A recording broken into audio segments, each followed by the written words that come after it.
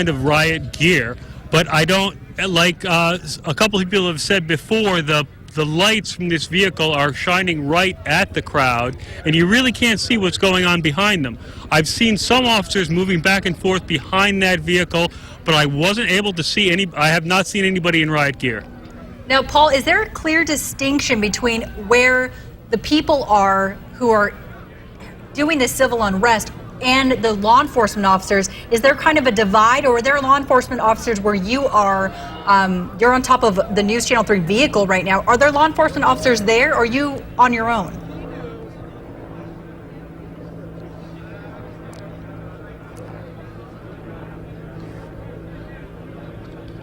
I'm all by myself on top of the news vehicle here. There doesn't seem to be any law enforcement behind me at all.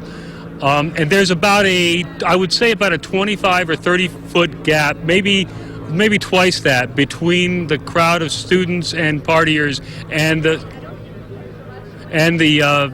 SWAT vehicle. Paul, you've been out there for a long time tonight. Is it a small group that's charging everybody up and getting everybody all riled up?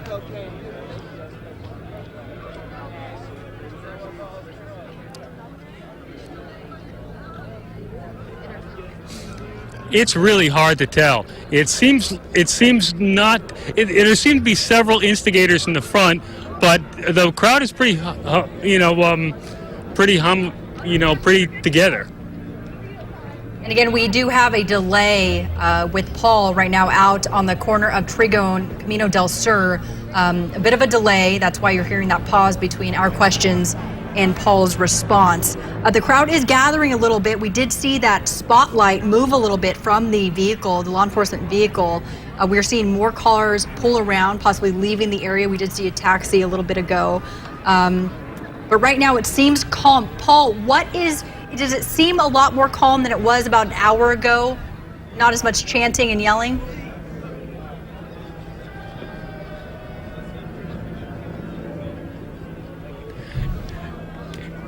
It's definitely more calm than an hour ago, but every time the tear gas floats away, the crowd moves back in, and the officers have thrown some more tear gas grenades or something to back them up. Right now, it seems pretty quiet, but there aren't a lot of people leaving. Paul, what were they chanting about an hour ago when they were all together? What were some of the things they were chanting?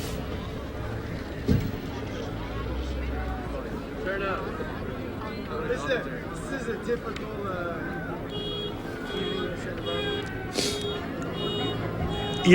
I didn't hear a lot of distinctive chants, but at one point they were chanting USA, USA. It's kind of strange to be chanting something like that in Isla Vista. Derek Olson, another videographer out there, said he couldn't say some of the things. I'm assuming they're expletives. Sure. To law enforcement officers out there.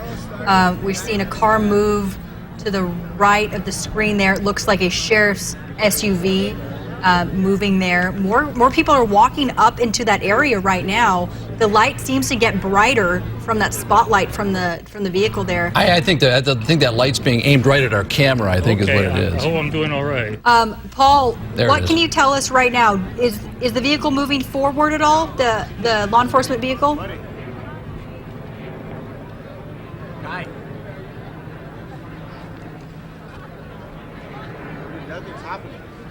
To the best of my knowledge, it has not moved forward an inch since I arrived on the scene. Have you seen any injuries? We've heard about hospital personnel showing up at the hospitals, being called in early for their shifts tonight to deal with, I guess, either people who have been showing up at the hospital or maybe expected to have people show up at the hospital. I've seen a lot of ambulances moving around IV. I've seen a number of the rioters come back and lift up their shirts and show me the bruises and cut skin from the rubber bullets. One of them showed me one of the rubber bullets. There's just been a small explosion up in front of the SWAT vehicle. I'm not sure where it came from or what it was, but yeah, I have seen several injuries, and it's not very safe out here. Okay, Paul Mahalik, please stay on the line. We do have Derek Olson, another News Channel 3 videographer. Derek, where are you at right now? I am on the same block as Paul is, but I'm closer to the stop signs where the confrontation is actually at its head right now. What are you seeing? What are you hearing? You know, the people who are standing here, they seem to be pretty committed to staying here right now. A lot of people have left, but I mean, a lot more people have come in as the other ones have been leaving. It's you know, stuff flying in the air, and I definitely will echo what Paul said. It's not a safe place. In fact, it looks like there's people coming through right now. In fact, yeah, we're getting shot at right now. I'm getting shot at by pepper balls and rubber bullets. The police have really come in full force, and I'm definitely not in a safe place right now. Okay, Derek, why don't you move away from that area? We do not want you getting injured. All right, all right. Thank you. I'll check in later. Okay. Thanks, Derek. As you can see, that be safe. Oh, okay, we're more. seeing more. This might be the approach that the law enforcement officers were waiting for, and I see one person standing out there still. And he's the same guy who's been there the whole time. Same guy. And there was another person right there, possibly with, and now we can't see anything because of the smoke. This is tear gas. We can't see anything right now. This is going to affect our videographer here. I think it's our live shot is down. Our videographer Paul Mahalik and Derek Olson hopefully are getting out of there right now, because since they are there in the thick of it, they are probably feeling those effects. Yes. Very severely. This is video from about 10:45 today.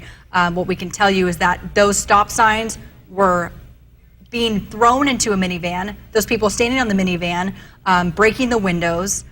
There's a mattress being thrown around there, and that was eventually lit on fire. Again, this is about an hour and a half ago in the same intersection you just saw with all the tear gas.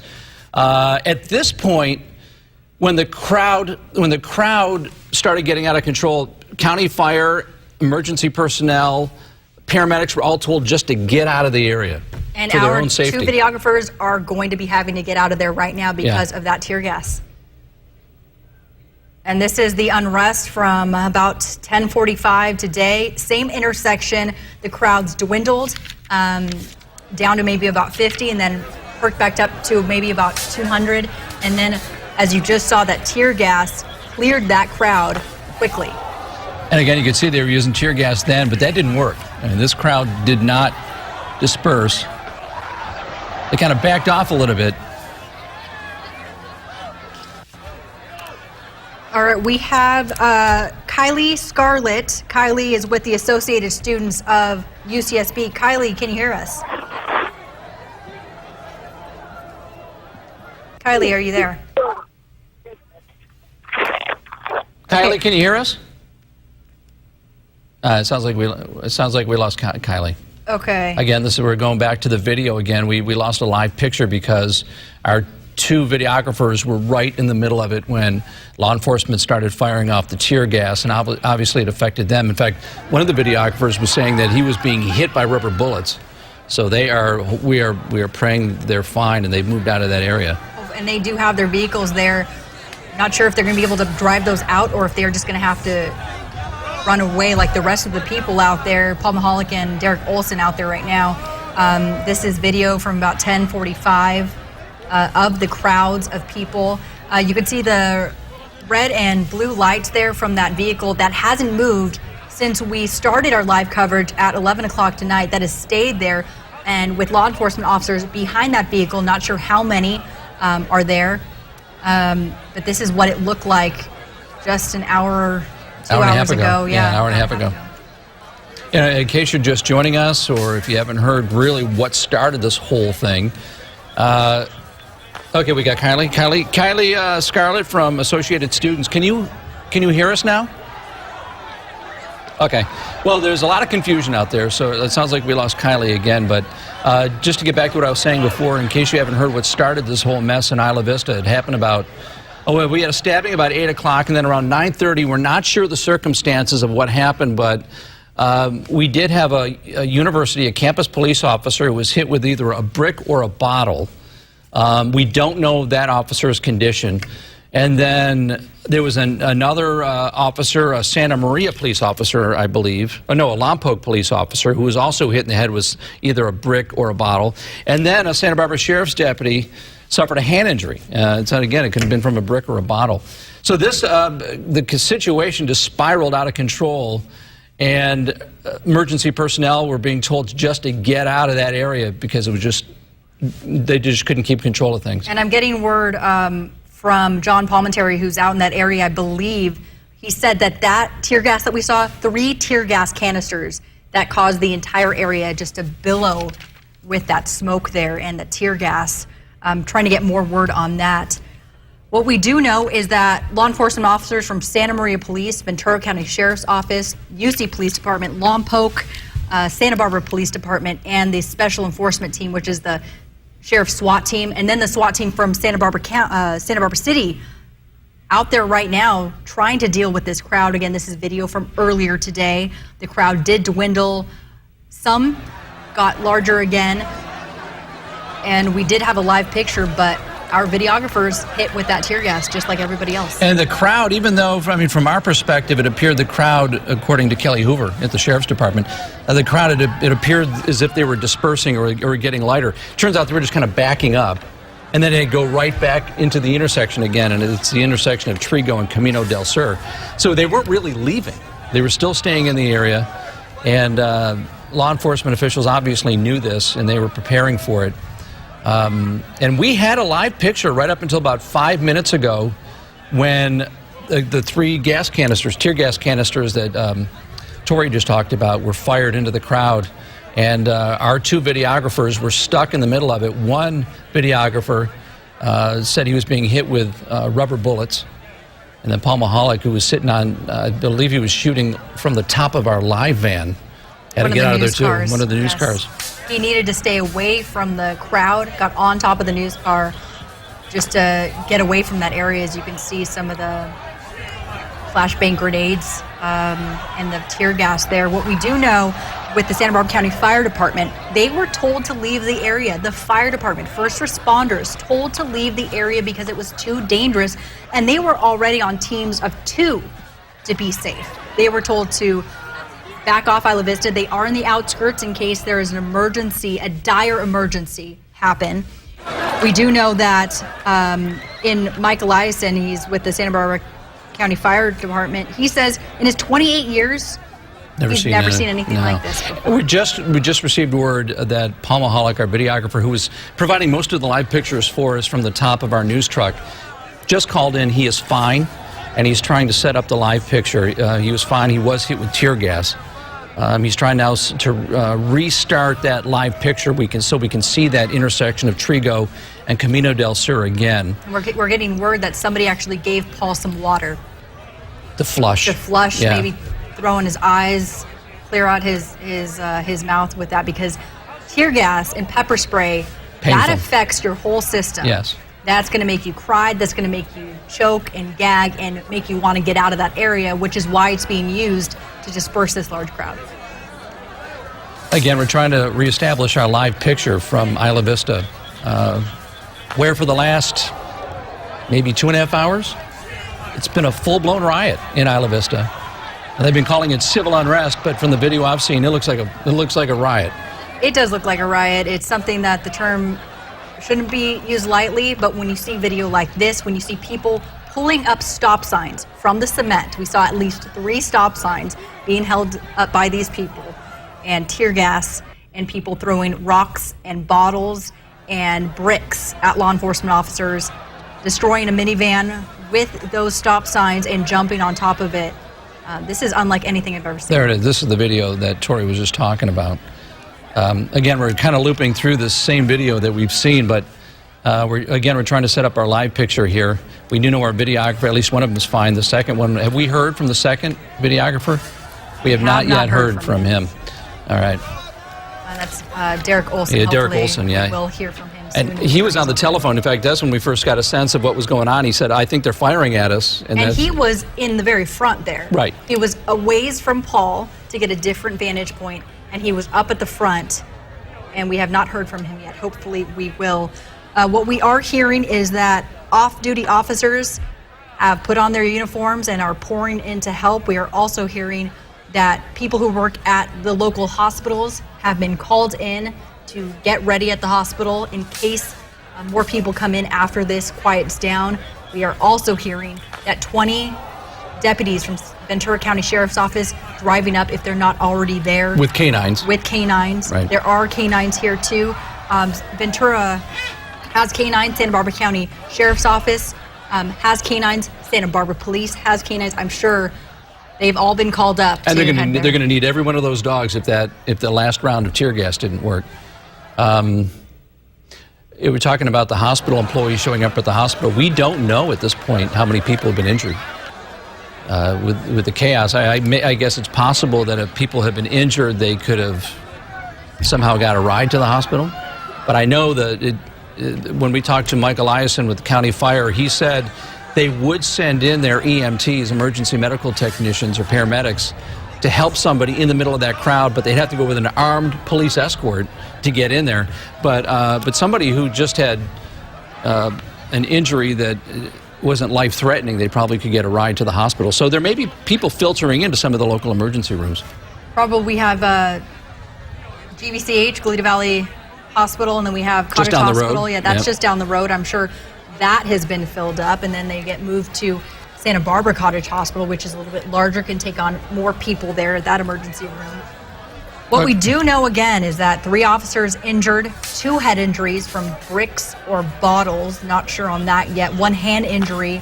Those are just the injuries that we've heard so far. And I think we have Kylie Scarlett from Associated Students. We've tried her a couple times. Kylie, can you hear us? Yes, and I also have Jonathan Abood, who is AS president, on the line. Oh, so where are you right now? Where are you calling from? We're on our house in Del Playa, right here where the one of the points of the riots happening. But it's dispersed a lot now. What are you thinking as you see this? Are you watching some of this on TV? Have you been in the middle of it? What are you thinking as you see all this? Yeah, I was right in the middle of it, trying to calm people down, trying to get the people who were really getting it going to change their minds and go home. But what I'm thinking basically is that it's very disheartening that this is being done in our town, and we are to blame, and so is a lot of the out-of-towners that are here. But I don't think this is a fault of anybody besides the people who are doing this right now. Do you think alcohol is playing a major factor in this, or is it mob mentality, or maybe both? Probably both. I mean, alcohol does impair judgment, but from what I saw being in the middle, people really got each other going.